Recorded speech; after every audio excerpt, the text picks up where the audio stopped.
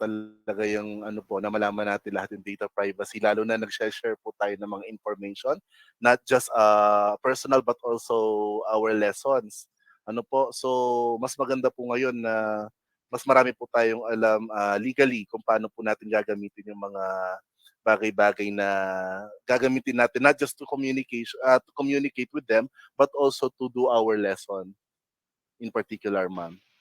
Yes, tama. Pak na pak, no, sir? Opo, so I hope, ma'am, na So, talagang masagot po ni Professor Labong ang lahat ng ating mga katanungan na naglalaro sa ating mga isipan before pa man po ang seminar na ito. yes, I do believe also our parents, no? Siguro may mga katanungan din sila later. Kasi marami yun nga, nagpo-post ng mga certificate. So, legal po ba yun? Pwede ba nilang gawin? Siguro later, pwede nating tanungin po si Prof. siya, no? Soon doctor. Yan. Soon doctor na rin po si Ma'am Opo. Labo. So, sa mga kasama natin, ayan, later, pwede rin pong magtanong. We are live. Ayan po. So thank you very much. Doc Jen, excuse lang po, hindi ko po ma-share yung second screen ko. Bakit kaya hindi ko siya makita dito sa end ko? Mac ang gamit ko kasi eh. Ano ma'am, try niyo po yung share window or tab. Meron po ba dyan? Yes po. Kaya lang, hindi available yung presentation ko dito. Okay, doon sa screen 2 ma'am. Kung naka-dual monitor po Yes kayo? po.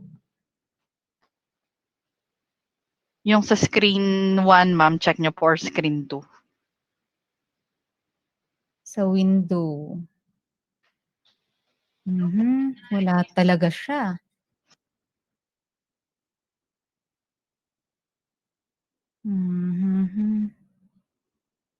Okay ma'am, Naku. i-off niyo po muna yung XSplit camera. Baka nag-aano siya dun sa... Oo nga, ngayon lang ata ito ngayon. Ginagamit ko sa klase ko yung Google Meet, pero ngayon hindi ako makapag-share.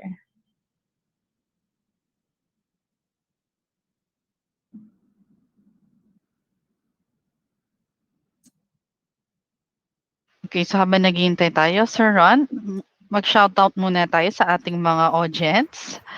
Okay po, sa ating mga teacher participants po, subukan po natin magtanong naman po. Tingnan po natin sa ating mga nandito ngayon. Ma'am Mel, sa atin pong coordinator grade 11. Nandito po si Ma'am Mel. Yes, sir. Ano po Hello, yun, sir? ma'am. Hello, sir. Ma'am, ano po yung possible na inaasahan niyo po sa seminar na ito, if ever po? May mga katanungan po bang nasa isip, ma'am, if ever? Ayun nga, as a teacher, dahil ano tayo, public servant tayo, sir. Lahat na lang ng alam ng mga bata. Tapos, social media platforms tayong ginagamit na sila rin ay minsan nakaka-access doon. So, ano yung mga bagay kaya na pwede nating ilimit lang na para sa teacher lang, tapos para sa students lang, para to avoid. Yes, ma'am. Parang kanina lang po, no, na we are trying to,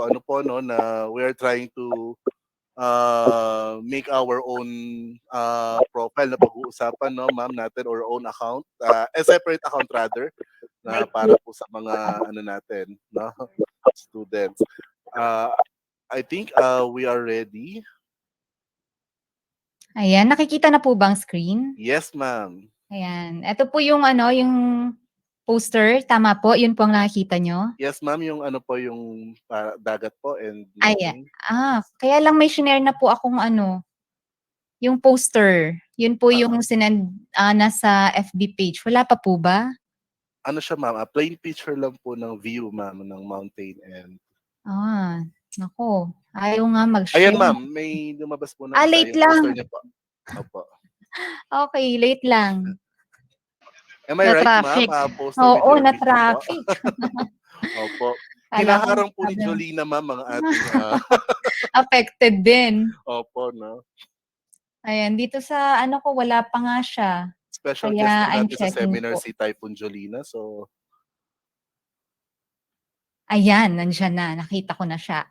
Okay, again, good afternoon everyone. to all our parents, students, and faculty members. Thank you very much po for this opportunity to promote data privacy. Okay, I am Sharine Labong po, a certified and registered data protection officer in the Philippines. And luckily, with God's help po, I just passed the certification exam of the National Association of Data Protection Officers in the Philippines as certified data privacy specialist. I conducted several webinar trainings as a resource speaker on the Data Privacy Act of 2012. I am also conducting trainings for different, for all data protection officers and aspiring data protection officers under PSITE Academy or the Philippine Society of IT Educators. And this November po, magkakaroon ulit ng second batch for data protection officers and aspiring data protection officers. This time, I hope you can all hear me clearly. And if you can't, please let me know lang po. My talk is about the essentials of the data privacy law awareness. Yes, ma'am. And- Ma'am, you are, excuse me, ma'am, permission to talk. Yes You are po. very audible, ma'am, but unfortunately, ma'am, I hope sa akin lang po, yung image, ma'am, Yes po. hindi pa yung ata siya napapalitan, ma'am. Ayan, nako, Opo. mabagal nga talaga ata. Mabagal lang po yata siya, ma'am. But Yes, still, sir, ma'am, your yun pa voice rin is po. very clear po. Okay po. What happened kaya? Yun pa rin po ang... Ayan, ma'am, nandyan na po. Biglang lumabas uli. Oh, Yung data privacy. may Nawala na delay naman po. nga. Tapos nawala uli. Ayan.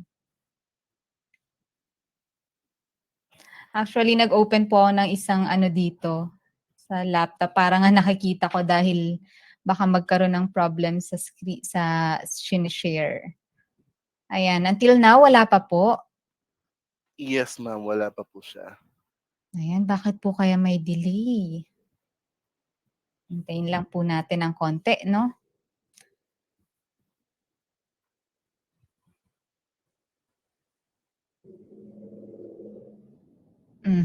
Wala pa rin.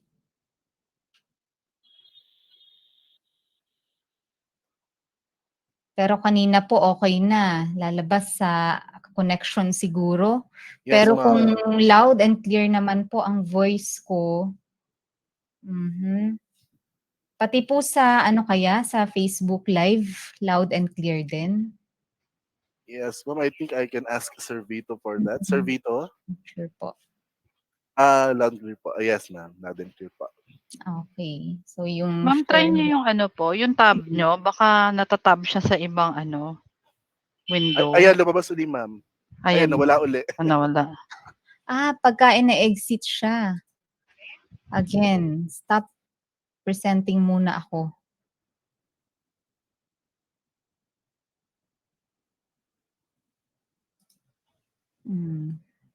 Screen 2. Ayan, siguro i-ano lang natin, refresh lang natin.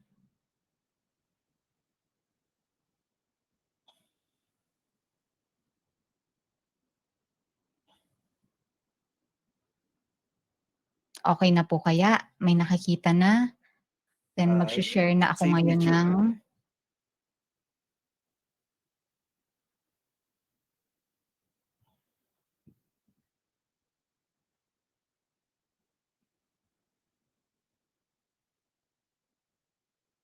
Ayan, may delay po talaga.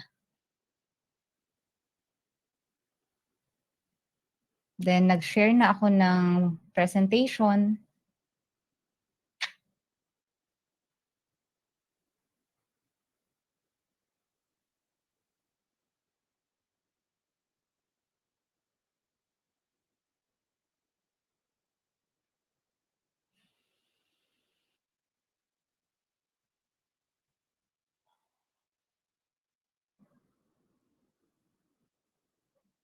Wala po.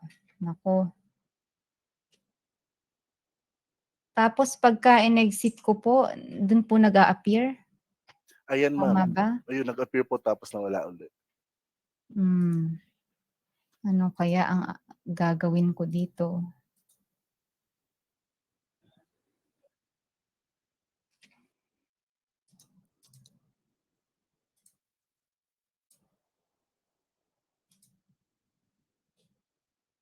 Ma'am, try niyo po siyang i-minimize, 'wag niyo siyang i-maximize baka Hindi po siya naka-maximize, eh.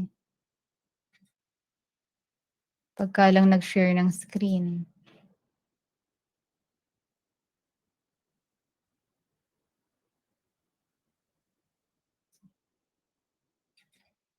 Ayaw niya mag-share ng entire screen. Or maybe,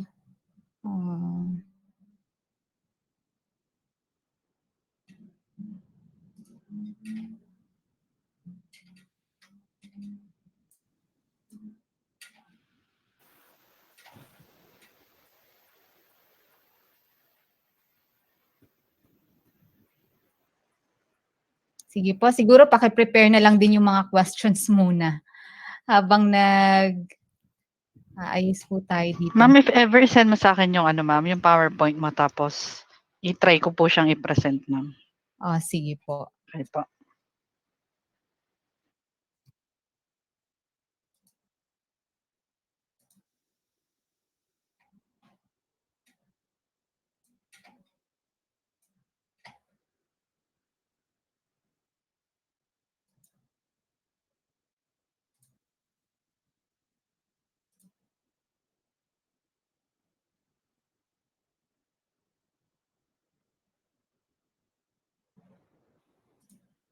Naku, siguro ma'am ikaw na nga lang talaga mag-share.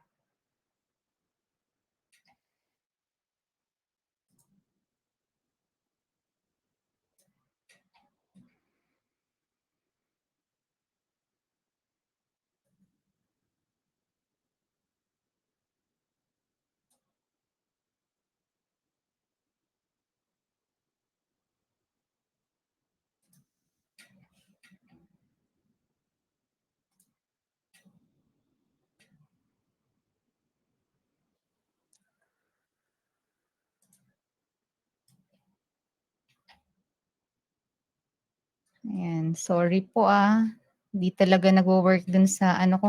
Siguro nalito siya. 3 po kasi ang screen ko ngayon. Okey lang ma'am, 'pag live talaga Naguluhan minsan. siguro. Oo, eto po send ko sa'yo Ma'am Jen. Sige po.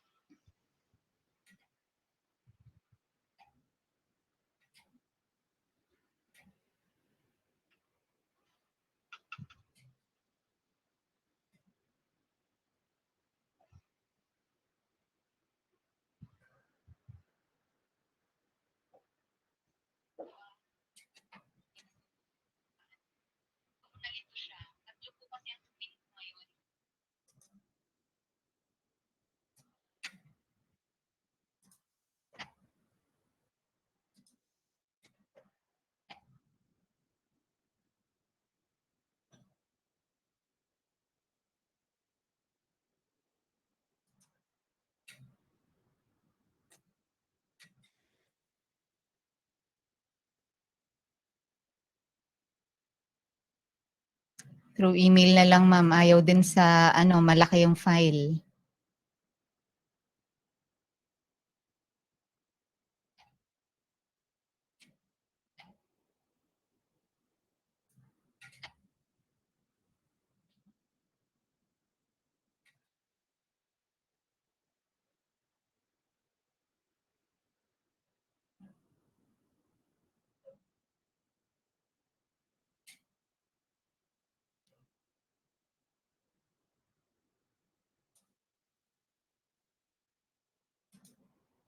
Ayan Ma'am, paki-check po sa email.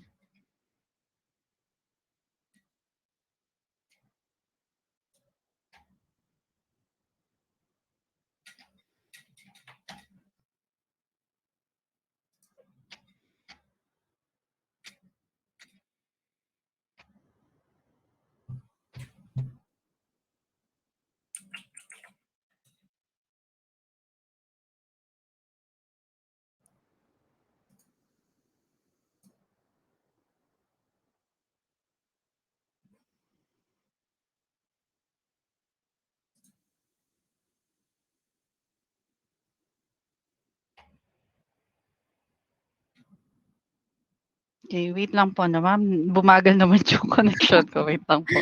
Umagal naman ng sige po.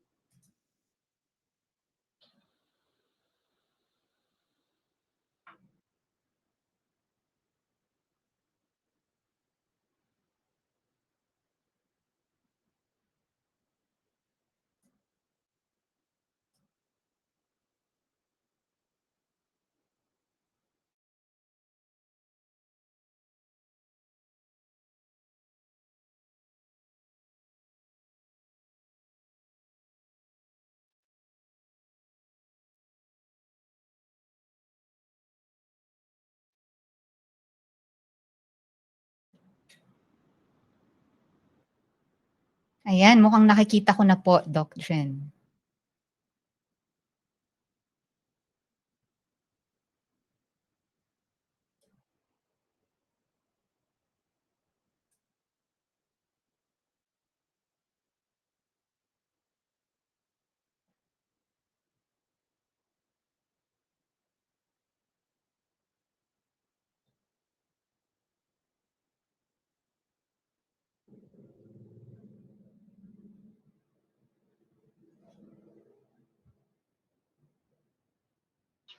Yan ma'am, okay na po. Yes, okay na po. Yan, dapat pala maaga kong sinend po sa inyo yung presentation para in case nagka-problem nga. Ayan, sige po, tuloy po tayo. Saang part na kasi ako? Doon na tayo sa... Sige po, ma'am, next slide po.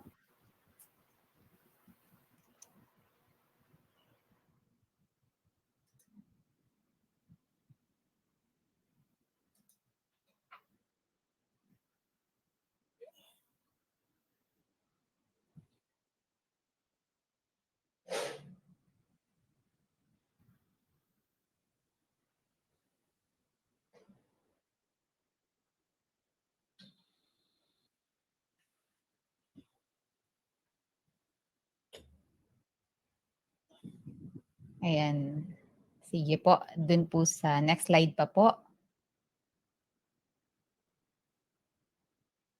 Okay, next slide po. Sige po, next slide pa po. I'm not sure kung delay po. Sige po, dun po tayo sa title, Data Privacy Act of 2012. Yung Essentials of Data Privacy Law, Awareness, and Compliance. So, sana po okay na ang audio, okay na din po ang screen ninyo. Nakikita nyo na po ang presentation. My talk is about the essentials of the Data Privacy Law, Awareness, and Compliance to the Data Privacy Act of 2012. Okay. Yan, tama po. So, yan po yung tinatawag na RA 10173. And why do we need to study this law? Bakit kailangan nating bigyan ng data privacy awareness ang mga employees, ang parents, ang students, wherein they must be knowledgeable about this law. So after this webinar, you'll be able to learn all our responsibilities. Ayan, meron po tayong responsibilities na. Actually, ito pong 1 hour na ito, kulang na kulang po yun para ma-discuss ko po lahat when it comes to data privacy ng mga kinokolektahan natin ng data. And tayo, as data subjects, kinokolektahan tayo. Ano ba yung mga rights natin? Kung estudyante man yan, participants man yan of an event, or katrabaho natin, what are their rights and our rights? So before we start, I want you to watch this short video. I don't know kung mai-share niyo po itong Doc Jen.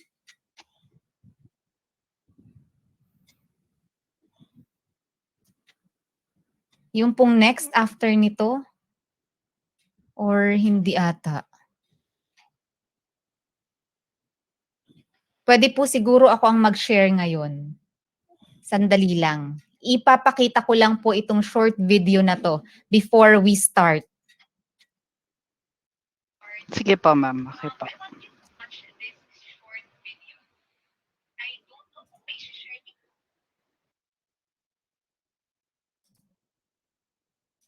Okay. Nakikita na po ang screen. Yes, ma'am. Ayan. Ito po, this is from National Privacy Commission. Mhm. Okay. Tingnan na naman. Grabe no, lagi na lang tayong online. We go online to work, to study, to connect with our loved ones, to entertain ourselves. Pero whether we realize it or not, madami talagang threats and dangers on the internet. Siyempre, nandiyan ang hacking, ang identity theft, ang online credit card fraud, ang data breach, at kung ano-ano pa. And kung hindi pa kayo nabibiktima nito, well, you are very, very lucky. So how do we stay safe online? In this series of videos, I will be sharing simple tips with you that will help you and your family maintain a safer presence online. Dahil hindi lang natin deserve to feel secure online. It is actually our right. Sa ilalim ng Republic Act 10173 o yung tinatawag na Data Privacy Act, karapatan natin to have our personal information protected and our data privacy respected, especially by organizations or individuals na nagko-collect or nag-store or nagpo-process ng ating data. So every time we log in sa email or sa social media accounts natin, every time search online or even watch videos, these rights immediately take effect. So una na dyan, karapatan natin to be informed bago i-collect o i-process yung ating data. So ito yung kapag pumapasok tayo sa ilang websites, di ba dun sa baba, meron parang terms and conditions. Tapos kailangan natin i-check yung box bago tayo makatuloy sa website. And minsan, check lang tayo ng check, guilty din ako dyan, pero mabuti nang binabasa natin ang mga ito. Bukod sa right natin to be informed, meron din tayong iba't iba pang rights sa ilalim ng Data Privacy Act. Karapatan natin magkaroon ng access to our personal data at malaman kung paano ito nakuha at kung kanino ito i-share. Right din natin to object to having our personal data processed unless part ito ng isang legal obligation. And ultimately, meron tayong right sa data portability. Ibig sabihin, tayo pa rin na may full control ng ating data in all aspects. Ilan lang yan sa mga data privacy rights natin at kung gusto niyo malaman yung iba pa or if kailangan niyo mag-file ng complaint na sana hindi naman, pwede niyong bisitahin ang National Privacy Commission website. Ito yun. Ngayong meron na tayong idea tungkol sa data privacy rights, pumunta na tayo sa ating first topic para sa video series na ito. Paano nga ba tayo makakasiguro na secure yung mga online accounts natin? Let me share with you 5 tips that will help you maintain a safer presence on the internet. Okay, tip number 1, create strong passwords. So, sino dito ang guilty na 1, 2, 3, 4, 5, 6 or A, B, C, D, E, F ang password? Naku, wag ganon dahil ang tawag doon ay weak password. At naku, madaling-madali yung makuha ng mga hackers. Pati yung mga pangalan ng nanay nyo or pangalan ng street nyo, pangalan ng anak nyo or even birthday ninyo, naku, weak passwords yung mga yan. So, paano nga ba gumawa ng isang strong password? As much as possible, use the maximum number of characters allowed. So, minsan 8 characters yan, 10 or 12. Tapos, i-mix niya talaga yung numbers, yung letters, at yung symbols. Pero syempre, dapat matatandaan ninyo yung password ninyo, ha? Pero paano nga ba gumawa ng password na strong at madaling matandaan? Eto, may tip ako para sa inyo. Gumawa ka muna ng isang sentence. Okay, so halimbawa, una akong tumira sa 412 Gomamela Street. 2,000 per month ang renta. Yan ha. Pwede mong i-transform yung sentence na yan into a password by using the first letters and digits of each word. So, ganito ang magiging itsura ng password mo. O, di ba? What's for to just keep a mark? Strong na strong. Super strong password at alam niyo ba kung gaano raw katagal bago makakrak ng isang computer ang password na yan? 2 trillion years. O, di ba? Hindi na masama.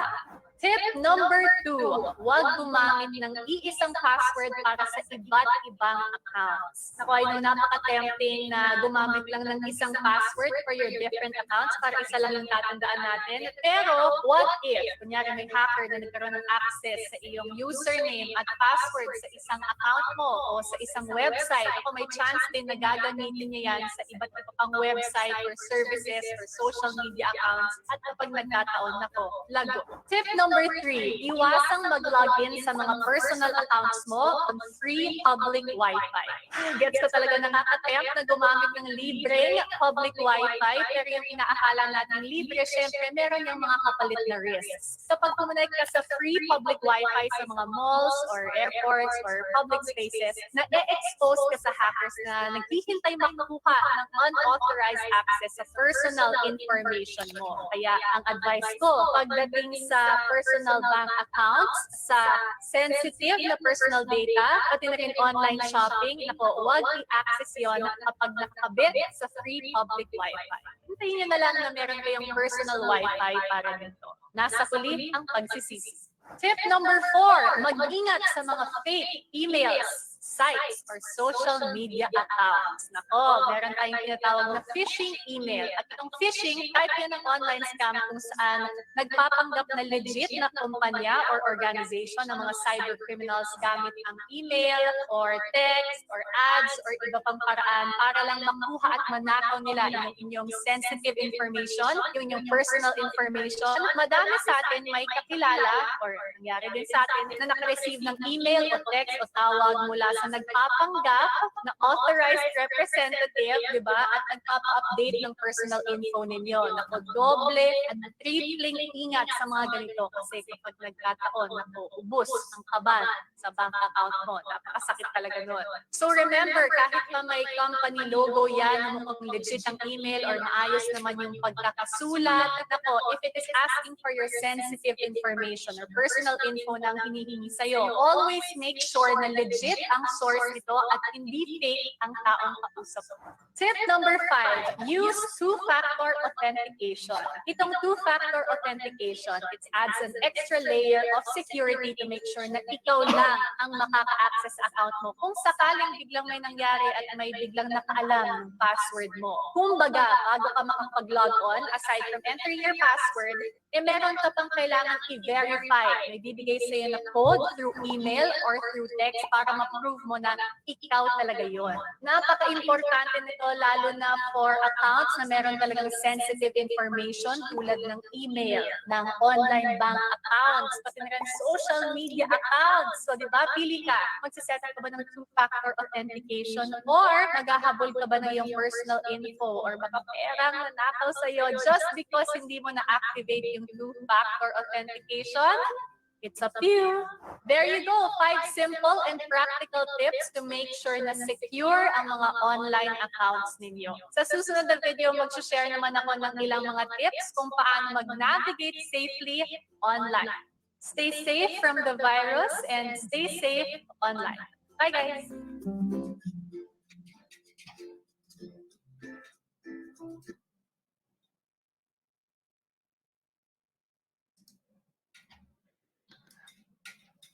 Okay, so yun po si Miss Bianca Gonzalez. Siya po nagpo-promote siya ng data privacy in the Philippines. And sana natandaan niyo po yung mga tips niya. Ayan, sige po, Doc Jen, pwede na po ulit tayong mag-share ng screen ng presentation.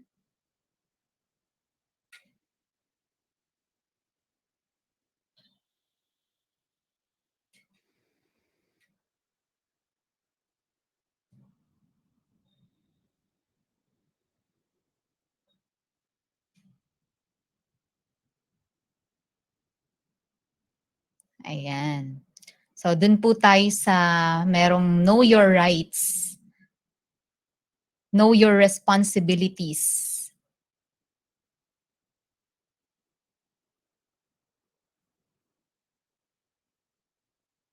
Ayan. So that is why ang nakalagay po dyan, know your rights, know your responsibilities, and know your legal liabilities. Kasi may mga nakagawian po tayo dati na ngayon, hindi na natin po pwedeng basta-bastang gawin pagdating sa personal information. Our topic po is the RA 10173, otherwise known as the Data Privacy Act of 2012. When did it start? Why do we need to know and understand the implementing rules and regulations of this law? So, isa-isahin po natin yan. Napakahaba po niyan ng discussion na ito, but I will just make it brief and concise for us to be able to finish this topic para magkasya sa oras natin. At medyo na late pa tayo kanina ng start. Ayan. So, kahit mahaba, paiikliin na lang natin. And tuloy po tayo. What is RA 10173? Ayan. So, RA 10173 is commonly referred to as the Data Privacy Act of 2012. So, ito po yung batas that protects individuals from unauthorized processing of personal data. Personal data can be classified into 3 types. We have the personal information, we have the sensitive personal information, and the privileged information. So, kinlassify siya sa 3. Next slide po. Okay. What is the Data Privacy Act of 2012? It is an act protecting, sige po, next po natin. Wala pala. Dahil naka-ano siya. Okay, so it is an act protecting individual personal information in information and communication systems in the government and the private sector, creating for this purpose a National Privacy Commission and for other purposes. That means the number 1 purpose is to protect. To protect what? Individual personal information. Yun lang po ang purpose with the private and government sector. So hindi lang po siya for specific sector, no? All sectors are covered na nagpa-process ng personal information. Dahil tandaan po natin, all personal information are protected under Data Privacy Act of 2012. 2012 kasi 2012 po yung batas. And the purpose of creation of the National Privacy Commission is it is the government body, government agency. Siya yung mandated to administer, to implement the law, which is the Data Privacy Act of 2012. Then, ang functions ng NPC or the National Privacy Commission include rulemaking, yun yung issuances of implementing rules and regulations, advisory, public education. With NPC, nag-start po ng pagbibigay ng mga talks, awareness to Data Privacy Act, and compliance and monitoring. Investigation and complaints, para siyang NBI, para siyang DOJ. Meron din siyang enforcement power. So, ang NPC, ang function niya is para siyang quasi-judicial body wherein meron siyang parang judiciary system inside NPC, wherein they hear cases, they hear complaints of the data subject. So, ang National Privacy Commission, through its commissioner, sa kanila yung final judgment. Nasa NPC. So, they recommend saan? Sa DOJ. The promulgation of each case file at the National Privacy Commission. So, tinatawag yun na adjudication. So, magdi-decide na sila upon the merit or demerit of the case and forwarded it to the Department of Justice for proper promulgation after yung tinatawag sa legal term na adjudication. Okay, so this one, this can be classified. Meron tayong classification of easily identifiable information. Kung nakikita niyo po sa screen, this can be classified into 3 categories, yung binanggit ko po kanina. The personal information, the sensitive personal information, and the privileged information. Ano-ano yung mga personal information? Ayan, dapat hindi man natin ma-memorize ngayon lahat, pero at least magka-idea tayo, ano ba yung mga personal information? Name, address, place of work, telephone number, gender, location of an individual at a particular time, IP address, birth date and birthplace, country of citizenship, payroll and benefits information, contact information. How about the sensitive personal information? The most important personally identifiable information po is the sensitive personal information. Ano-ano yon? Race, color, and ethnic origin, marital status, age, health, philosophical affiliation, religious and philosophical affiliation, education. Yan, yung education-related information such as yung degree, enrollment data, kasama yan sa sensitive personal information. All personal information that was submitted to the school, kasama siya sa sensitive personal information. Ano pa? Genetics and sexual life. And next slide po natin, Doc Chen. Kasama pa rin sa sensitive personal information, yung mga proceeding for any offense committed or alleged to have been committed, the disposal of such proceedings, the sentence of any court in such proceedings, social security number, license or its denial, suspension or revocation, tax returns, other personal information issued by government agencies. Kasama na din po dyan yung mga driver's license, yung mga PRC license, yung passport details, all government-issued IDs, yung mga BIR number. Next slide po natin. Okay. So dyan makikita nyo po, ano pa, ang kasama sa sensitive personal information, bank and credit or debit card numbers. Websites visited, kasama pala yun sa sensitive personal information. Materials downloaded. Any other information reflecting preferences and behaviors of an individual, grievance information, discipline information, leave of absence reason, kasama siya sa sensitive personal information. Meaning, hindi siya basta-bastang i-disclose kahit kanino or sasabihin or i-share. Balik po tayo dun sa previous slide. Dun po sa part ng privilege information naman. Okay, so dyan po sa privilege information, are those information from the data received from the context of protected relationship between a husband and wife, priest and penitent, including those personal information within the context between a doctor and a patient, kasama yun dun sa privilege information. In the personally identifiable information po, there may be instances that the personally identifiable information is not within that context. Diyan sa makikita po ninyo of this enumerated classification here.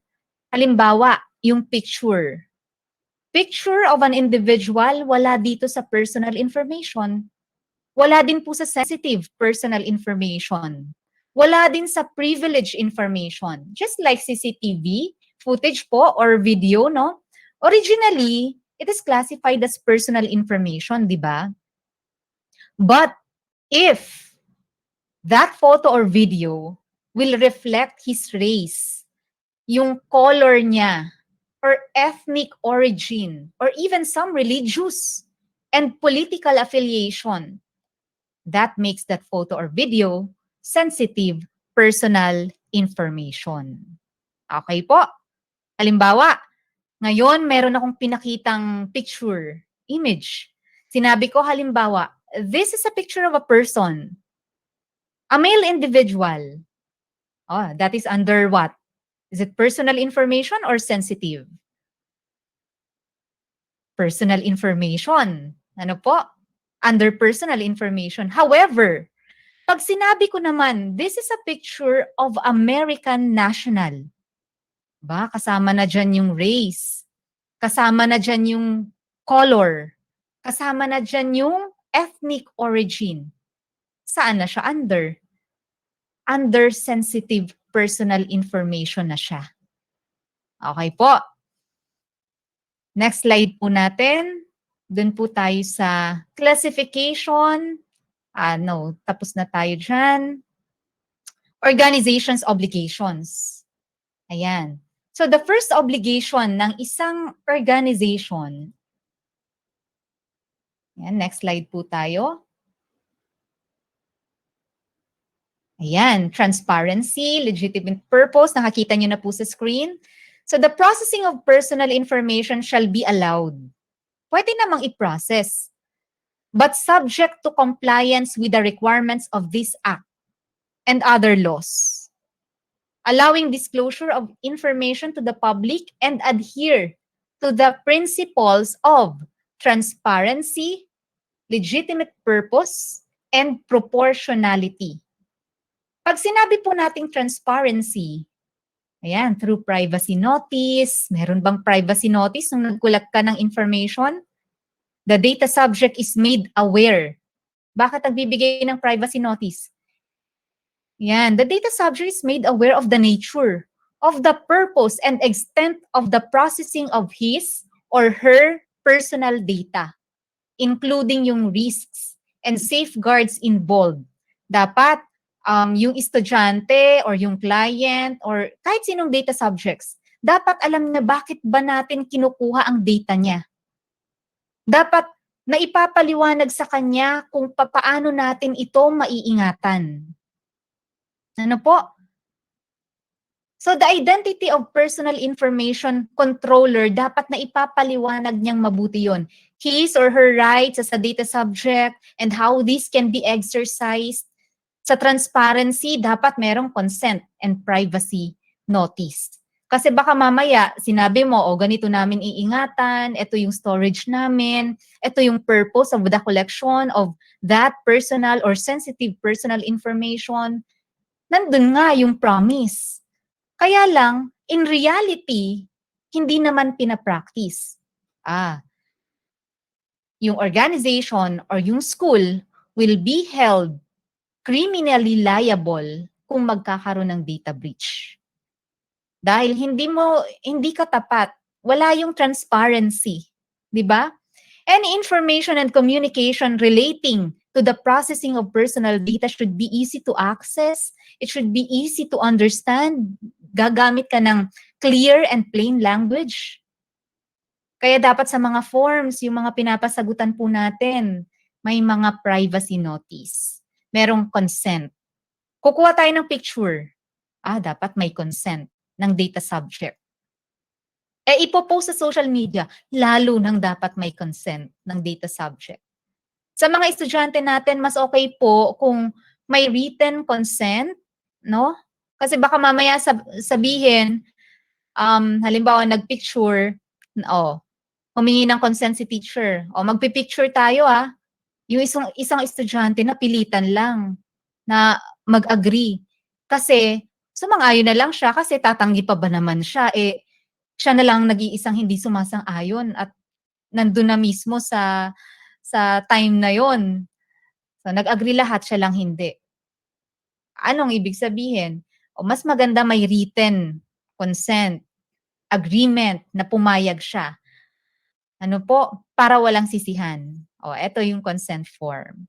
So when it comes to legitimate purpose naman, the information process is compatible with the declared and specified purpose, which must not be contrary to law sa mga batas, morals, or public policy. Dapat legitimate ang kinukuha natin sa kanila, sa data subjects. Dapat kasang-ayon ng batas. Yung bang information na kinukuha natin, tama? Kasang-ayon ba ito ng batas? Yan ba ay maiingatan mo? Halimbawa, yung grades ng mga bata. Diba, yung mga grades ng mga bata. Ito ang ano namin. Ang legitimate purpose dyan, meron kaming backup na batas from DepEd, from CHED. So, may legitimate purpose. Yung mga information na kinukuha sa mga bata, syempre, dapat mandated yon ng DepEd, ng CHED, ng TESDA, ayan. Nasa policy ng DepEd yun or ng CHED or ng TESDA kung bakit nila kukunin ang data, kaya dapat clear sa data subjects bakit ba natin kinukuha sa kanila ang personal information nila. Okay po. Then when it comes to proportionality, diyan po sa proportionality, the information processing is adequate, relevant, suitable, necessary, and not excessive in relation to the declared and specified purpose. Kasi personal data is processed only if the purpose of the processing could not reasonably be fulfilled by other means. Yun po bang kinukuha nating data sa kanila? Proportion ba? When we say proportion, tama lang ba? Sakto lang ba sa kailangan? Because sometimes we over-collect some personal information. Hindi na kailangan, lalo na in different departments, di ba? Minsan hindi na natin controlled. Kung tayo yung nasa management, administration, may mga nangongolekta for attendance daw. Aba, for attendance, pero merong mga sensitive personal information na kinokollect. For registration, bakit kailangan i-collect yung sensitive personal information? So, kukuha tayo ng information, make it sure na kailangan lang talaga natin. Pag hindi naman kailangan, do not collect. Do not collect any excessive information. Halimbawa, yung salary ng parents, work of the parent, yan. Pero kung meron namang legitimate purpose, meron kang purpose talaga bakit mo kinokollect yun, walang problema. And dapat informed ang data subject for the purpose of the collection. Walang problema basta merong consent ang data subject. Sino po ba yung mga data subjects? Tayong lahat data subjects. Ano po? Data subject tayo ng alin? Data subject tayo ng school, data subject tayo sa organization natin, data subject tayo sa mall, sa mga establishment, sa lahat. Kaya lahat tayo data subject. Ano po? So this avoids the mentalities of dito po sa proportionality this avoids the mentality of just in case we need it. Kaya namin tinatago. And this is what we always do. Kung mo ba nakagawian nyo na, yun pa rin ang ipapractice nyo ngayon. Aba, under the Data Privacy Act, hindi ka pwedeng mag-collect kung walang purpose and hindi mo susundin itong tatlong ito na obligation, itong tatlong privacy principles. Ano yon? Transparency, legitimate purpose, and proportionality. Ayan. So do not collect if you cannot protect. So take note, you are violating the Data Privacy Act if you keep any data po for longer than it is needed. Kaya ngayon, check natin yung mga devices natin. Baka mamaya ang dami nating kinolek ng data, pero hindi na pala natin kailangan. Lalo na, walang consent. Okay. Next slide po tayo.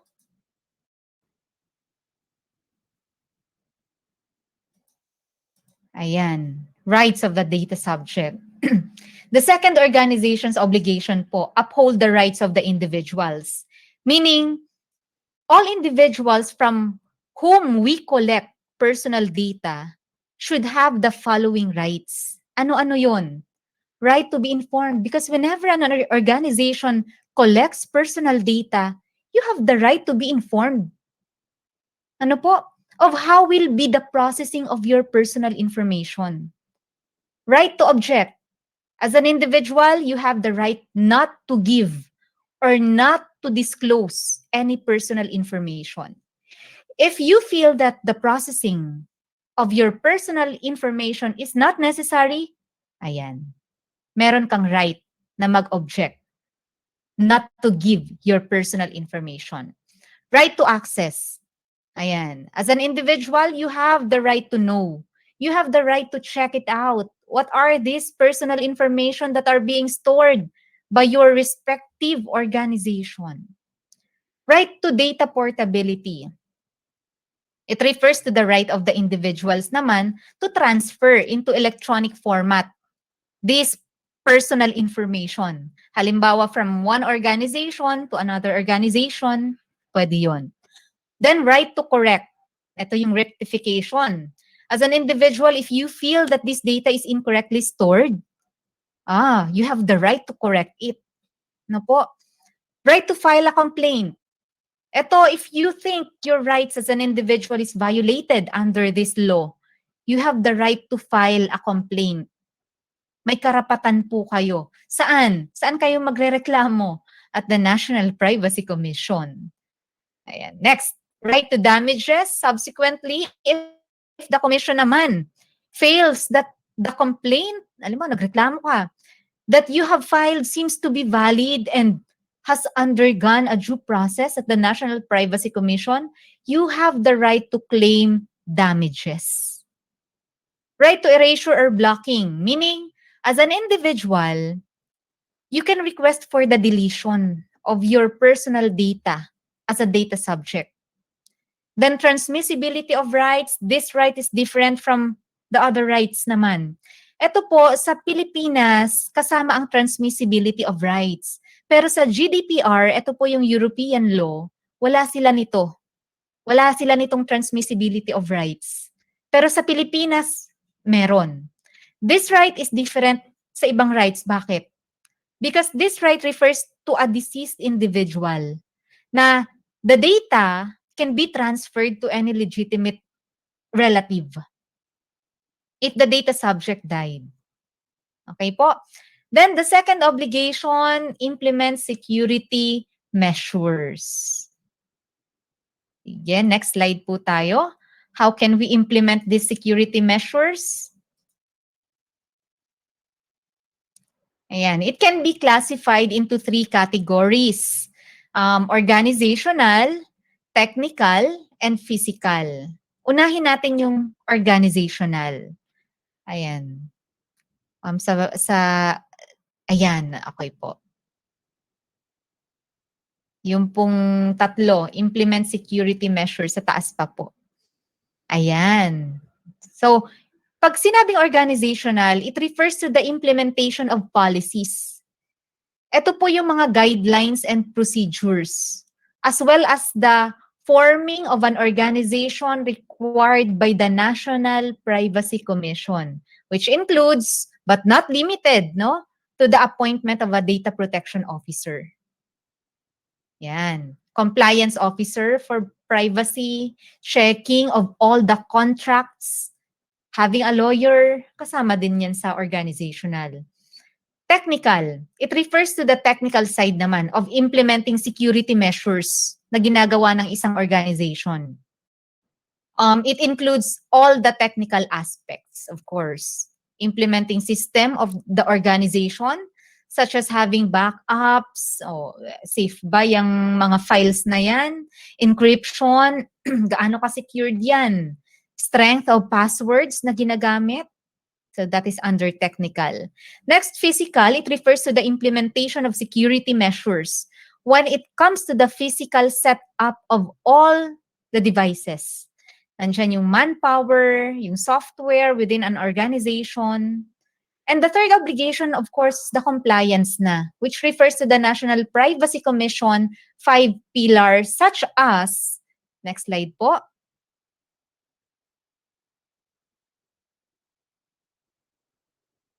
Ayan. Now, as an organization like schools, universities, and colleges, the first thing that your organization must do in order to be compliant under the Data Privacy Act is to appoint a data protection officer. A data protection officer, siya yung in charge para in the implantation of the compliance within an organization. So, then after appointing, halimbawa meron ng DPO, registration of your data processing systems na. Lahat ng data processing systems, mapa-automated or manual. So you must proceed to the second now and third and fourth, fifth, yan, sa 5 pillars of compliance. Ayan, ito po yung mga examples ng data breaches in the Philippines. Okay, last 2020 and until now, 2021, there are many incidents, especially in education sector about data breaches. Ito po yung mga nasa headlines and lahat ito na published as data breaches, data privacy violations. Pero hundreds of thousands ang nangyayaring data breaches sa Pilipinas. But I will just discuss some examples po na nasa website that was being published. Okay, next slide po tayo. Ito po sa Academe, just last June 2020. Ayan, last June 2020. Kung nabalitaan po ninyo yung sa UP Visayas website, down after getting defaced. In case this happened to your organization or to your university, what will you do?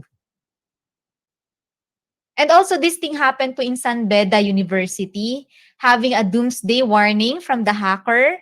Merong hackers na nag-penetrate sa kanila, parang winarningan sila na may time bomb, na after this, ganyan ang mangyayari. Then the Pandora's box will reveal that lahat ng personal information ng stakeholders ng San Beda University will be exposed online, which they did. So what is the legal liability of San Beda pagdating sa data privacy breach na nangyari sa university nila? Yan. Remember that when we talk po about Data Privacy Act, the responsibility of the organization is to protect the data. So the responsibility of San Beda University as well as the UP Visayas, no? University of the Philippines, is to protect the personal information. Ayan. Next slide po tayo. Okay, this one. There was also a school in Baguio City that was summoned by the National Privacy Commission ng NPC for mandatory pregnancy test policy. Actually, this is not a violation po of having a mandatory pregnancy test. But the problem is the security of the personal information of all students. What if isa sa mga estudyante ay anak po ninyo na babae? And your daughter was tested positive or negative man yan for pregnancy test? Hindi issue kung negative or positive eh. Ang issue po, how will they protect the personal information of their students? Kung nakolekta nila ang personal information, then nalaman kung positive or negative. Ang Data Privacy Act po, hindi lang ito to protect unauthorized disclosure, but also protect the personal information. Yan, next slide po. Okay, now this happened po in Far Eastern University naman. Ang sabi dyan sa screen po na kung nakikita po ninyo, it has come to the attention of the FEU, Far Eastern University, that yesterday, 17th of June 2020, the student portal of the university may have been compromised, including the data that is contained therein. FEU is implementing measures to address the potential breach. Furthermore, our information technology team, in coordination with external consultants, are investigating for the matter with the aim of implementing further cybersecurity measures. And then dyan po sa right side naman, kung yung Far Eastern University, yung student portal nila na compromised, ito naman pong sa PJ Louvillier, anong sabi dyan? We recently discovered a data breach which affected our email server that is used for marketing purposes. Information of around 900,000 clients was affected. Ayan, some of this information included birthdays, addresses, and source of income. So may mga requirements na gano'n na sa Data Privacy Act, if there is a data breach, unauthorized disclosure, or may nakitang suspicious activity in your server or sa database, you must report. Ano po? Nire-report yon saan? Sa NPC. Para mai-announce na nagkaroon ng data breach. One of the criminal punishment po, ito po punishable po ito under the Data Privacy Act, no, of 2012, is the concealment of breach. Na pagka nagkaroon ng data breach, it should be reported to NPC within 72 hours. Hindi lalagpas. Kasi pagka lumampas yan ng 72 hours, kahina-hinala yan. Bakit hindi ninyo ni-report? Diba? Baka mamaya, isa ka pa sa maging liable dun sa naging breach na yon. Ayan. Next po natin. Ayan, recently lang. Ito po, last April 5, 2021, NPC investigates alleged large-scale Facebook breach. So the National Privacy Commission said it is awaiting the comment of Facebook Philippines regarding the issue. Ano po ang ginawa ng NPC? The NPC immediately reached out to Facebook's Philippine DPO, Data Protection Officer, to gather more information on the matter. So with this, it is also reminded naman ng NPC na lahat ng users regularly daw mag-change ng passwords and activate two-step authentication measures. For what? For security. Kaya ang sabi ng NPC, as we await more answers, we highly encourage Facebook users to be more cautious online. We reiterate the need for the regular changing of passwords and the activation of two-step authentication of accounts to safeguard their personal information. Ayan, next slide po tayo. Now, some of the potential penalties under the law and the punishable act are listed. Kung makikita nyo po, punishable act, unauthorized processing, access due to negligence, improper disposal, unauthorized purposes, intentional breach, concealment of breach. Next slide pa po tayo. Ayan, malicious disclosure, unauthorized disclosure, combination of acts. Ayan, kung makikita nyo po, no, ibig sabihin that the Data Privacy Act constitute a criminal liability once proven guilty under the Philippine law. Whether you are an organization or any individual man yan, proven to be guilty under the Data Privacy Act, you could be punished. And as you can see in the table, they are classified also as whether the breach is personal information or sensitive personal information, including yung fines, no, in peso. So violation of this law is both imprisonment and you'll be asked to fine in peso. So it depends upon the personal data that was breached, whether that was personal information or sensitive personal information. So dalawa po 'yon. It's not an or. Hindi ka lang makukulong, magbabayad ka pa. So it's and. Makukulong ka pa, makukulong ka na, and magbabayad ka pa. Ayan. So we really need to protect the data because, next slide po tayo. Ayan. Ayan. Sabi dyan, it builds trust. Of course, we need to collect personal information. For example, sa education sector, there is an enrollment system, you need to collect personal information or even sensitive personal information. And then, it prevents and mitigates risk. And it is required by law. Required ito sa batas to comply. And that is the main focus of RA 10173 or the Republic Act 10173, otherwise known as the Data Privacy Act of 2012. So that's why we have to protect data. Next slide po tayo. Okay, now that here are the potential breaches. What are the do's and don'ts naman when it comes to the academe in terms of processing personal information? Ito po, according to the National Privacy Commission, these are the potential breaches that is happening to any organization, whether it's a school or not, a bank or a hospital. So makikita nyo po dyan, Ayan, ito po yung mga potential breaches that might happen in your school. School records, sa storage and disposal policy. Baka mamaya tapon lang tayo ng tapon, nandun yung personal information ng mga estudyante natin, nandun yung age, nandun yung grades. Ayan. Then student transferred without consent. So it is under our law that if you are minor, 17 years old and below, ano po, under the Philippine law, you do not have yet full custody of your personal information. But under the Data Privacy Act, if you are 18 years old and above, you should have a full control of your personal data na.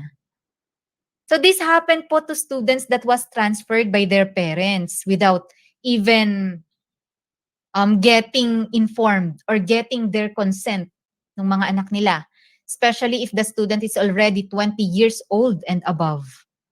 Ayan, including na dyan yung yung mga clinical record of a student, any personal data of a student, whether that is an academic record, no? Kasama yon. Even yung mga balances or accounts ng students should not be disclosed with their parents, especially if the student is 18 years old and above under Data Privacy Act. Then, list of top students. Di ba may mga schools na nagpo-post ng mga, di ba yung name po, under po yun ng personal information. Hindi lang sensitive, pero personal information. Personally identifiable information siya. Eh kung walang consent ng student, ayan, pwedeng maging liable ang school. Yung mga nagpo-post ng top students, passers, without consent ng parents. Ayan, most of the schools po are just posting tarpaulin ng halimbawa nakapasa, naging top-notcher sa bar exam, then posting names or pictures of students in social media or any personal information, pictures. Yan, kung ginagawa po nila ito ng mga kahit sino without the consent ng data subject, it might be a potential violation. Then security issues sa mga buildings also includes the processing of personal information, especially when you're coming in and out of a certain business, no, establishment, and they ask for personal information from their visitors. Ayan, be careful po. Also with the use of recycled papers, because even this paper do not have any writings at the back, but the front still has the personal information details, still it could be a potential violation. And be careful in selling hard drives or mobile phones, because this gadget or any equipment man yan may still contain lots of personal data. Di po ba? There are also privacy issues in the use of CCTV camera for the access control. Sino ba ang makaka-access niyan? Halimbawa may nanghingi, parent, pumunta ng school, gusto niyang makita yung footage that day, for a particular date, CCTV footage. So, hindi natin basta-bastang i-disclose yun. Hindi natin basta-bastang i-share. Next po tayo. Okay, next slide. Ayan. Personal records po can be stolen from a company employee. Especially in this time of pandemic, almost all of us, we are in a work from home setup. Di po ba? So be careful in using company laptops. Kung may pinapahiraman po sa inyo, there should be password, software for security measures. Yan. Then viewing of student records in public. There are physical security issues dito, wherein a number of schools which have this kiosk, halimbawa kung ang school po ninyo merong kiosk for the grades of students and other personal data, including yung positioning or yung location ng kiosk. Ayan. May security issue din po dyan. Then raffle stubs, privacy notice, or storage and disposal policy. There are university and colleges, college websites, no, with weak authentication process, and other email facilities for other systems of schools and universities. Photocopiers resolved without wiping the hard drives, then hacked, revealed passwords, accidentally sent email attachments. That is unauthorized disclosure po. So be careful in sending emails, especially the attachment. If it doesn't follow any 2 or 3 factor authentication, you must be careful with that. Next slide po. Ito po yung mga examples of potential breaches and security incidents involving personal information. Ayan. No data sharing agreement. Wala silang pin-provide na ganon. No privacy notice. No subcontracting agreement. No breach drill. Under the Data Privacy Act, profiling is okay. But if you profile them for targeted marketing, that is not allowed. Especially if consent is not obtained from the data subject. Then, unjustifiable collection of personal data of a school because it violates the principle of proportionality. Be careful in collecting personal information. There might be students, there might be faculty, visitors, parents who will be questioning, like, why are you collecting other personal information which is not anymore relevant to the purpose of the collection? Diba? So mag-iingat po tayo. Pwede tayong balikan. And then, next slide po tayo. Okay. Data privacy best practices in online learning. Ayan. Okay. School should create policies or, ito po nasa ano to, pwede nyo i-visit ito sa website ng National Privacy Commission. School should create policies or guidelines on the use of cameras. 'Di ba? Ngayon, yung last school year, may right daw ang student na mag-off ng camera. Ngayon, schools should create policies, pwede kayong mag-create po ng policies ang school or guidelines on the use of cameras for the conduct of online classes and examinations. As may be reasonable yun and necessary to supervise and monitor learners and help educators in teaching. So opening of cameras during synchronous learning is not prohibited, meaning pwedeng magpa-open ng camera si teacher. Lalo na kung ilalagay yun dun sa school policies. Then policies or guidelines should also be should also consider the following. Encourage the use of virtual backgrounds. Nagpa-on ng camera si teacher, o make sure plain ang background or gumamit ng virtual background whenever possible to avoid displaying private living spaces. Ano po? And consider equality and fairness in situations if learners experience technical difficulties. Ayan, yung may mga limited internet connection, device malfunctions, glitches on the online platforms, and kung ano pang different circumstances na magiging problema sa online class, and determine the alternative ways to monitor online classes and examinations in these situations. And school should likewise improve existing school or student handbooks, yung mga code of conduct or similar internal policies or rules to adequately regulate student behavior during online classes. So, ang mga school, dapat i-remind nila yung mga learners that the screen capturing, yung screen sharing, posting in social media, or any other similar kind of processing of chats, images, yung mga videos and sounds involving their classmates and teachers during online classes may be subject, tandaan po natin may be subject to data privacy and other related regulations. Yan, mahigpit na po tayo dyan. Then school should strictly enforce their social media policy. Strictly po educators, yung mga teachers and other school personnel who may have collected personal data in their official capacity and or during an official school activity must be reminded that the same cannot be used for personal purposes. Gaya halimbawa ng magpo-post si teacher sa social media, posting in their personal social media accounts, hindi na po pwede yun. Ngayon, kung nagawa po yun before, hindi naman po liable pa yun dahil hindi pa naman po alam dati. So ngayon, na-informed na po kayo, yung parents magpo-post ng screenshot ng online class, bawal na din po yun. Okay? And then, yung online classes may be recorded po kasi may purpose yon, for the purpose of viewing by learners who may have missed a particular class. Nasa NPC po yon, advisory, subject to existing school policies on attendance.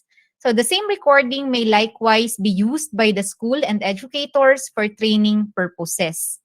So it is best po that learners and yung parents, yung guardian, are informed beforehand of this processing activity. O recorded itong online class na to. Then submissions of assignment and other school requirements may be done through available online messaging applications on a case-to-case basis. Yan, considering the circumstances of the learner or educator, but this should be done in a manner where the submission are sent directly to the appropriate teacher or school personnel, not to be made publicly available. Yon. And then educators and school personnel are reminded that communications involving personal data such as exam grades, results of assignments, report cards, reminders on unpaid school fees, and so on and so forth, should be sent directly to the concerned recipient, or only and should never be posted in a manner that can be accessed or seen publicly. Then all policies, guidelines, yung mga codes were the same that would involve the processing of personal data should always adhere to the general data privacy principles of transparency, tandaan natin yung tatlong yon, transparency, legitimate purpose, and proportionality. Okay? Yan, next slide po tayo. Ito po from the National Privacy Commission. Listed are the do's and don'ts for online learning in K-12 classes. For students po kung may nakikinig po ba ang mga estudyante natin, ito po ang gagawin nila. Creating strong passwords when signing up on e-learning platforms. Password should be at least 12 characters containing upper and lowercase letters, numbers, and if possible, symbols. Staying alert during online classes, especially when sharing videos, photos, and files. Using customized backgrounds to avoid accidental disclosure of personal information. Installing and regularly updating an antivirus program, muting the microphone, and turning off the camera by default, especially when not speaking or reciting. Turning off the microphone and camera when leaving one station for, say, bathroom breaks. Ayan. Next slide po tayo. Medyo bibilisan ko na po kasi nag-overtime na tayo. Pasensya na po. Sabi ko po sa inyo, mahaba talaga ito Kaya lang kailangan nyo pong marinig. Don'ts. Ito naman ang mga don'ts sa end po ng student. Connecting phones, laptops, and other gadgets to free or public Wi-Fi networks. Bawal yun. Pero, in unavoidable circumstances, ensure that the public network has a password and is not accessible to everyone. Sharing submissions for an unlimited time. Ayan, unlimited time. When the content no longer needs to be shared, delete it. I-delete na. Sending assignments, projects, and other requirements to teachers via social media, sinend sa Messenger, or sinend sa publicly available website or sa Facebook, pinost ni student, ma'am, ito po yung assignment ko, tinag si teacher, bawal po yon. Unless merong consent. Okay? Taking screenshots of the video feed of teachers and classmates. Nag-i-screenshot si student habang nagtuturo si teacher. Or merong sinishare si teacher. Bawal yon. Spamming the chat. Giving out online links and their passwords to people who should not be in the class. Bawal yon. Then, for parents naman or legal guardians, ang mga do's naman and don'ts, for the do's, helping the child or ward check and customize privacy settings of the device or application for online learning. Tulungan po natin silang i-set up yung device, yung privacy settings ng pwedeng application or ng mismong device. Then teaching them basic online security, enabling two-factor authentication and avoiding sharing homework, sharing passwords and other personal information even with friends. Then taking a moment to peruse the school's privacy policy, no? And ensuring that your consent is obtained for the recording of classes. Before mag-record, dapat nakuha yung consent sa students at nagbigay naman ng consent si parent dun sa teacher na ma-record yung online class.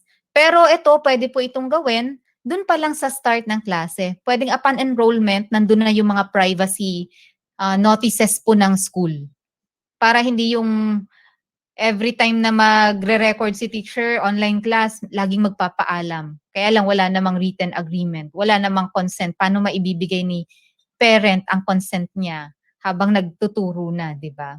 So, mas maganda from the start pa lang ng klase, before mag-start pa lang ang klase, meron ng consent form.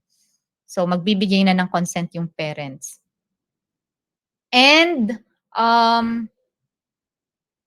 nasaan na ako?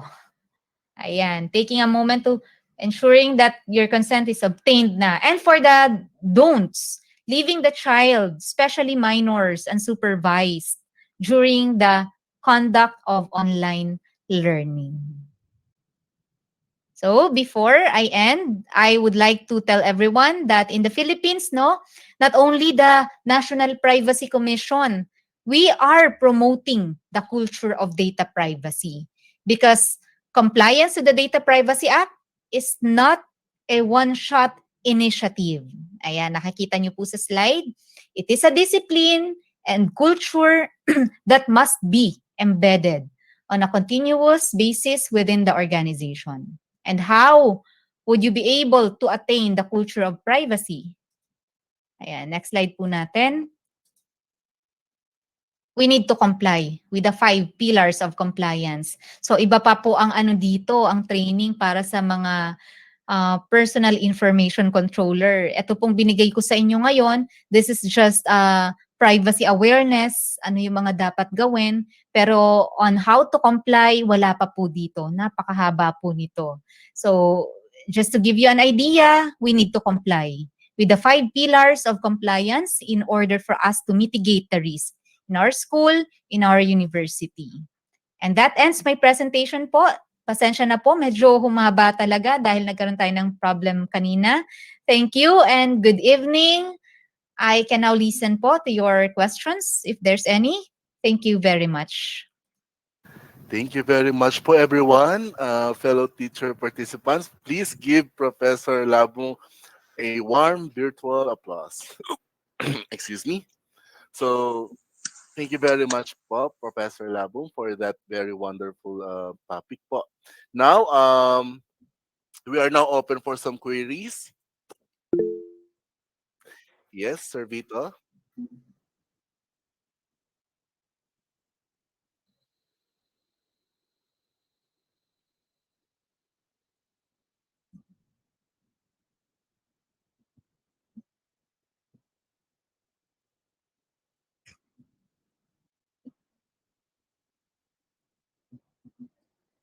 Yes po, that is a very good question po dahil pwede nating gawing basis na meron namang consent na hinihingi si Zoom, meron namang consent na hinihingi si Meet, pero sa end natin as personal information controller, i-store natin ang recorded file saan?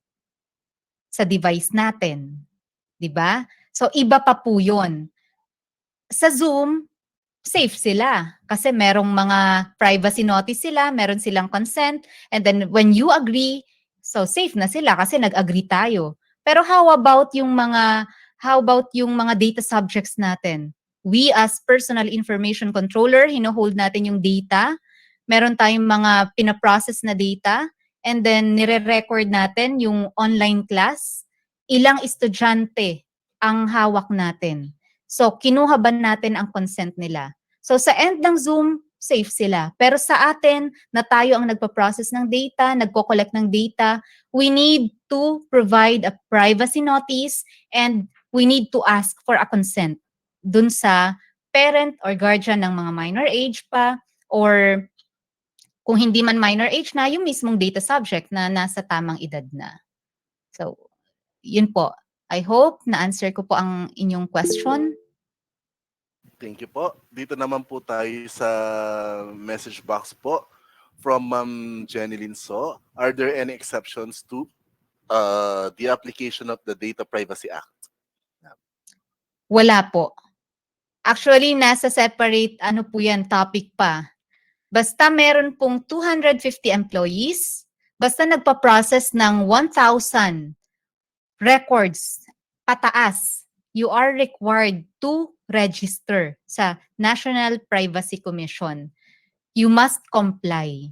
So, walang exemption po dito sa batas na ito. Kasi kailangan nating sumunod when it comes to data privacy. Dahil lahat ng data subjects merong right.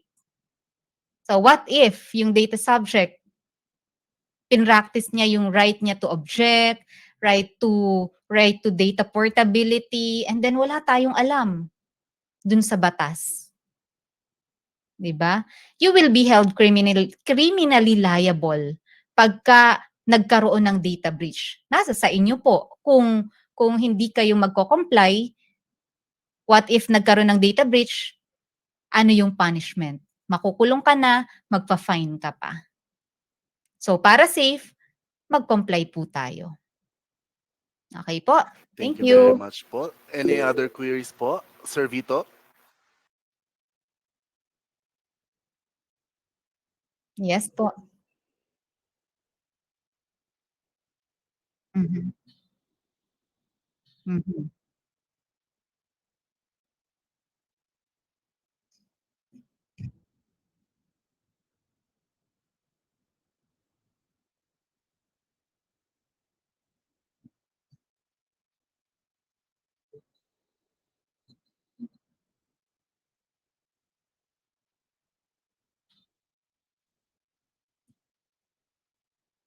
Okay, thank you po for that, again, wonderful question. Dahil yan ay napapanahon talaga ngayon.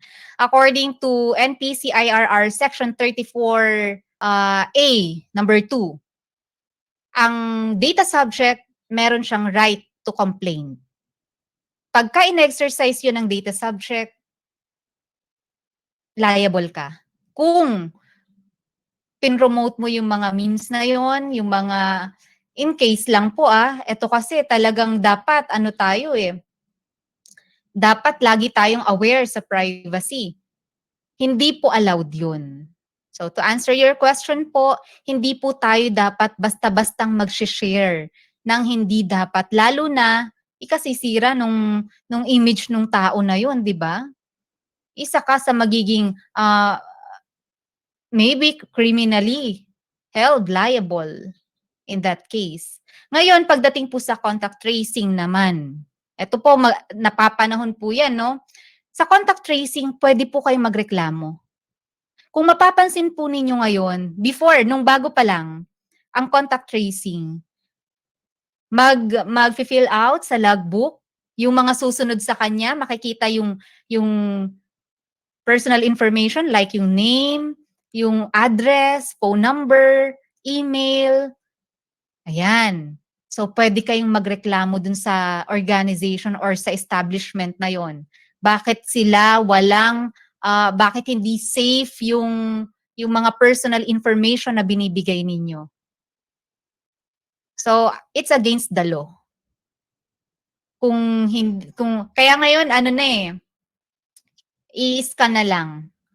Yun na yung ginagawa ngayon ng different companies, ng different establishment. At least, ang mag-hold lang ng data, ang makakakita lang ng personal information mo, yung mismong organization. Hindi magli-leak yung personal information mo na after magsulat ng isa, susunod yung isa, makakita, or worst case scenario, baka mamaya picturean nung sumunod sa'yo, and then kukontakin ka na. So, sino ang mananagot nun?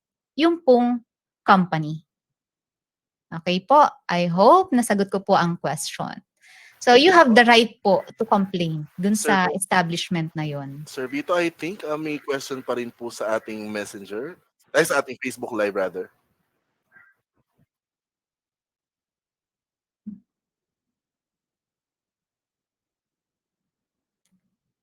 No po, kasi hindi siya, yung online poll po, naka-indicate yung mga pangalan nila na nagko-consent sila, nagbibigay ng consent.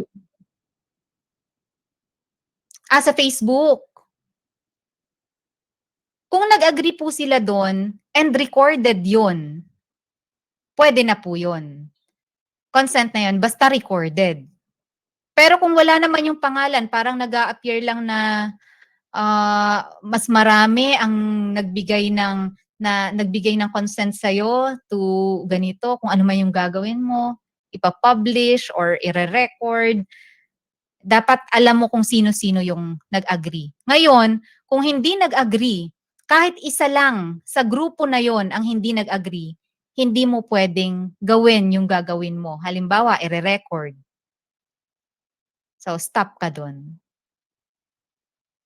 Okay po? Halimbawa naman, nagpaalam ka, ipopost ko yung picture. Ito, halimbawa sa Zoom. Magpo-post po tayo ng picture. Okay, recorded siya. Nag-agree lahat. Kaya lang, merong isa hindi nag-agree. Ipopost mo pa ba yung picture? Pwedeng i-post, pero tatakpan mo yung mukha niya. Pero pagka naman, nung tinakpan mo yung mukha niya, na-identify pa rin na siya yon dahil may nunal. So, na-identify pa rin yung tao, hindi ka pa rin safe doon. So, dapat talagang totally matatakpan siya. Na pati yung name niya, lahat, wala. Kaya ngayon, ng mga schools, pwede namang mag-post. Alam niyo po, wala namang problema. Basta humingi ka ng consent. And much better kung written yung consent na yun. Hindi yung sasabihin lang. Pero kung recorded, okay lang naman din yun. Pero dapat alam mo kung sino-sino yung mga nagbigay ng consent. Nagsabing nag-agree sila, hindi yung, halimbawa, magkausap lang kayo. Tapos sinabi sa'yo, oy, post ko tong picture natin ha. Okay, grupo kayo. Post natin yung picture. Sige. But not recorded. Bawal yun. Humingi ka ng consent pero wala kang pinangahawakan. Baka dumating yung point, itanggi din niya yun. 'Di ba? Pagka nalagay siya sa alanganin. Okay po. Maalala ko lang po, meron pong question dito from Doc Jen. Ano nga kasi yung question niya? Ito. Up to what level daw po ano ba to? Up to what level that can put the person in hot water? Hindi ko pa alam kung kanino po ito nanggaling. Ito po, isa po sa inyo, sa mga teachers po siguro. So the ultimate sanctions po that can be given by the National Privacy Commission is that it can issue cease and desist order. In legal terms po, pag sinabi kasing cease and desist order, pwedeng ipahinto yung operation ng isang organization or business. Kaya imagine na lang po natin paano pagka napahinto ang operation ng school natin dahil sa atin. Because of violation, whether private man yan or government sector, pwede pong ipahinto yan ng NPC or the National Privacy Commission for violation of the Data Privacy Act. Then, and if you will be held criminally liable, makukulong ka and magpa-fine ka in peso. Okay? Are there any questions pa po?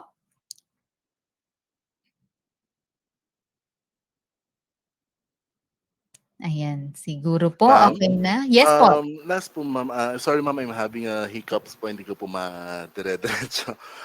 Ma'am, due to pandemic po, yung mga bata po is sorry po, hindi allowed na pumunta sa school to submit anything or hindi po sila masyadong nare-require.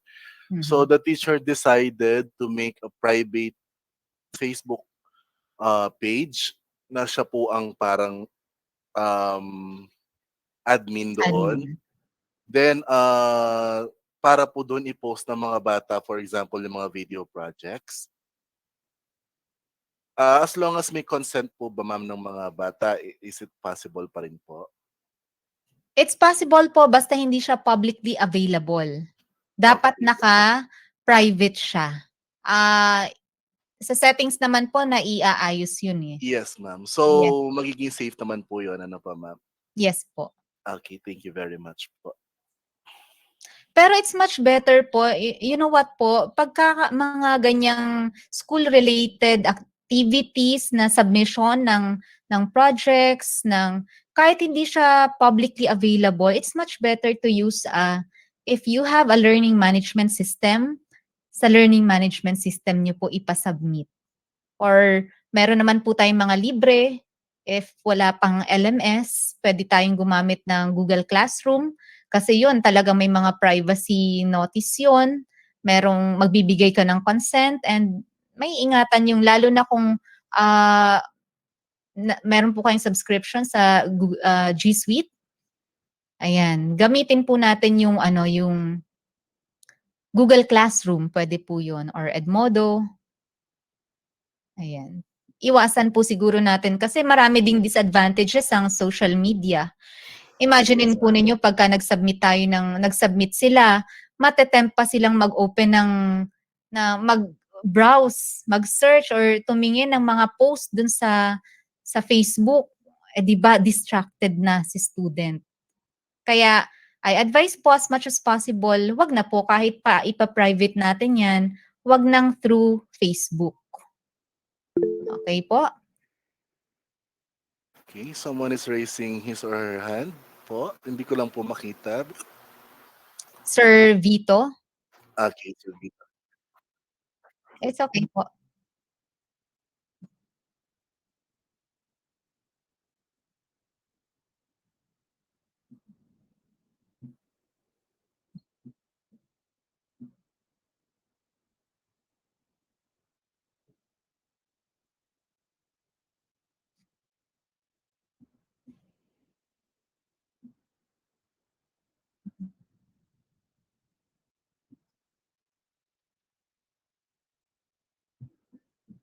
Ayan, pakilinaw po natin, ano po yung SALN? Sige po, para aware po ang lahat.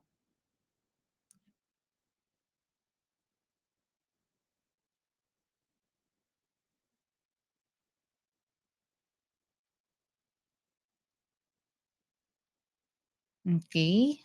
Come again po, what is your question po doon?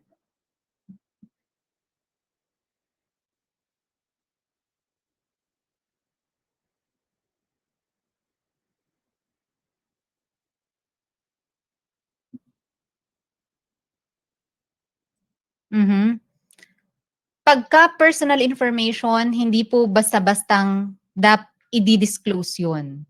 Pagka merong maipapakita na agreement, merong notice, halimbawa may binigay na consent, merong legitimate purpose, meron kang legal basis, bakit mo titingnan? Pwede yon pagka may legal basis. Pero pag wala, gusto niya lang makita halimbawa, hindi po pwede yun. Okay? Any personal information, any personally identifiable information, whether it's a personal information, sensitive personal information, pagka walang consent ng data subject, hindi po pwedeng i-disclose yun.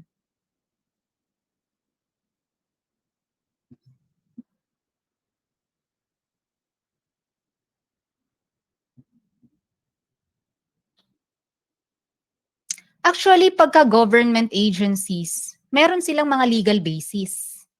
Bakit nila titingnan? So wala kang right doon to object. Wala kang right na hindi mo ipakita. Okay po? Pagka meron silang legal basis, yes, pwede yun. Yes po. Thank you. Thank you very much po. So I guess that will be all po sa ating mga queries. May I call in Ma'am Jeneline So for the awarding of certificates to read the content.